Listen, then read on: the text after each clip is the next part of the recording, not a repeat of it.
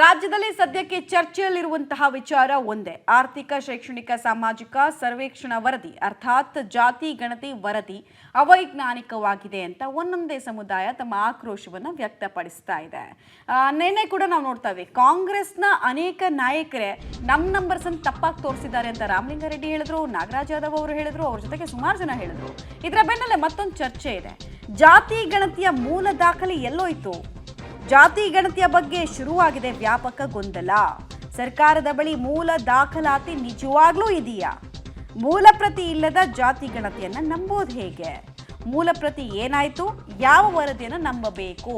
ಮತ್ತು ಟ್ಯಾಬ್ಯುಲೇಷನ್ ಮಾಡಬೇಕಾದ್ರೆ ಅಂದ್ರೆ ಆ ಡೇಟಾಗಳನ್ನ ಸರಿಯಾಗಿ ರಿಪೋರ್ಟ್ನಲ್ಲಿ ಹಾಕಿಲ್ಲ ಅನ್ನುವಂಥದ್ದು ಒಂದು ಆಕ್ರೋಶ ಎಲ್ಲರದ್ದು ಕೂಡ. ಹೀಗಾಗಿ ತಪ್ಪಾಗಿ ಸಮುದಾಯದ ರೆಪ್ರೆಸೆಂಟೇಷನ್ ಅನ್ನ ಮಾಡೋ ಕೆಲಸ ಆಗಿದೆ. ಮೂಲ ಪ್ರತಿ ಇಲ್ಲದಂತಹ ಜಾತಿ ಗಣತಿಯನ್ನು ನಂಬೋದಾದ್ರೂ ಹೇಗೆ ಅನ್ನೋ ಪ್ರಶ್ನೆಯನ್ನ ವಿಪಕ್ಷಗಳು ಕೇಳ್ತಾ ಇದ್ದಾರೆ, ಜನ ಕೇಳ್ತಾ ಇದ್ದಾರೆ. ನಿಮಗೆ ನೆನಪಿರ್ಬೋದು, 2021ರಲ್ಲಿ ಜಯಪ್ರಕಾಶ್ ಹೆಗಡೆ ಅವರು ಆಗ್ಲೂ ಕೂಡ ಅಷ್ಟೇ ಹಿಂದುಳಿದ ವರ್ಗದ ಆಯೋಗದ ಅಧ್ಯಕ್ಷರಾಗಿದ್ದು ಒಂದು ಪತ್ರವನ್ನು ಬರೀತಾರೆ ಅವರು. ಅದು ವಿಪರೀತ ಚರ್ಚೆಗೆ ಕಾರಣ ಆಗುತ್ತೆ ಆ ಟೈಮ್ನಲ್ಲಿ. ಏನದು ಅಂದರೆ, ಜಾತಿ ಗಣತಿಯ ಮೂಲ ವರದಿಗಳು ಮಿಸ್ಸಿಂಗ್ ಆಗಿದೆ ಅಂತ ಅಂತಾರೆ. ಅದಾದ ನಂತರ ತೀರಾ ಇತ್ತೀಚೆಗೆ ಇದೇ ವಿಚಾರವನ್ನು ಕೇಳಿದಾಗ ಅವ್ರು ಹೇಳಿದ್ದು ಮೂಲ ಪ್ರತಿ ಎಲ್ಲ ಮಿಸ್ ಆಗಿದ್ದು, ಬಟ್ ಶಿಫಾರಸನ್ನು ಏನು ಕೊಟ್ಟಿದ್ರು ಕಾಂತರಾಜು ಆಯೋಗ, ಆ ಶಿಫಾರಸಿನ ಕೆಲ ವರ್ಕ್ಶೀಟ್ಗಳು ಮಿಸ್ ಆಗಿದೆ ಅಂತ. ಮಿಸ್ ಆಯ್ತಾ ಅಥವಾ ಉದ್ದೇಶಪೂರ್ವಕವಾಗಿ ತೆಗೆದುಕೊಂಡು ಹೋದ್ರ ಗೊತ್ತಿಲ್ಲ.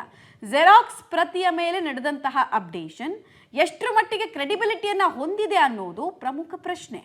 ಜಾತಿ ಗಣತಿಯ ಮೂಲ ಪ್ರತಿ ಮಿಸ್ ಆಗಿದೆ ಅಂತ ವಿಪಕ್ಷಗಳು ನೇರ ಆರೋಪ ಮಾಡ್ತಾ ಇತ್ತು. ಬಿಜೆಪಿ ಇನ್ಫ್ಯಾಕ್ಟ್ ನಾನು ಆಗಲೇ ಒಂದು ಮಾಹಿತಿ ಕೊಟ್ಟ ನಿಮಗೆ, ಜಯಪ್ರಕಾಶ್ ಹೆಗಡೆ ಅವರು ಪತ್ರ ಬರೆದಿದ್ದಾರೆ ಅಂತೆಲ್ಲ ಹೇಳಿದೆ ಬಿಜೆಪಿಗರು.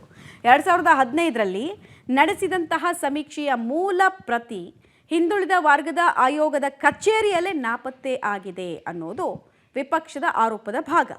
ಮನೆ ಮನೆಗೆ ತೆರಳಿ ಸಂಗ್ರಹ ಮಾಡಿದಂತಹ ವರದಿ ಮಿಸ್ಸಿಂಗ್ ಆಗಿದೆ.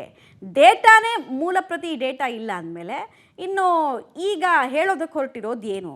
ಮುಚ್ಚಿದ ಲಕೋಟಿಯಲ್ಲಿ ಯಾರು ಇಂಟ್ರೆಸ್ಟ್ ಕಾಯೋ ಕೆಲಸ ಆಗ್ತಾ ಇದೆ? ಪ್ರಶ್ನೆ ಇದೆ. ಮೂಲ ಪ್ರತಿ ಇಲ್ಲದೆ ವರದಿ ತಯಾರಿಕೆ ನಂಬೋದಾದರೂ ಹೇಗೆ?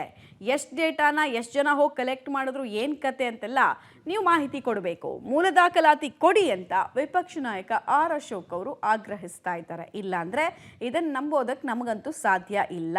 ಬೇಕು ಅಂತಾನೆ ಎಲ್ಲ ಸಮುದಾಯದವರು, ಅಂದರೆ ತಮಗೆ ಯಾವ ಸಮುದಾಯದವರು ಬೇಕೋ ಅವರಿಗೆ ಹೆಚ್ಚು ನಂಬರ್ ತೋರಿಸಿ, ತಮಗೆ ಯಾರು ಬೇಡವೋ ಅವರಿಗೆ ಕಡಿಮೆ ನಂಬರ್ಸನ್ನು ತೋರಿಸೋ ಕೆಲಸವನ್ನು ಮಾಡಲಾಗಿದೆ. ಸರಿಯಾಗಿ ರೆಪ್ರೆಸೆಂಟೇಷನ್ ಆಗಿಲ್ಲ ಅನ್ನೋದು ಆರೋಪ.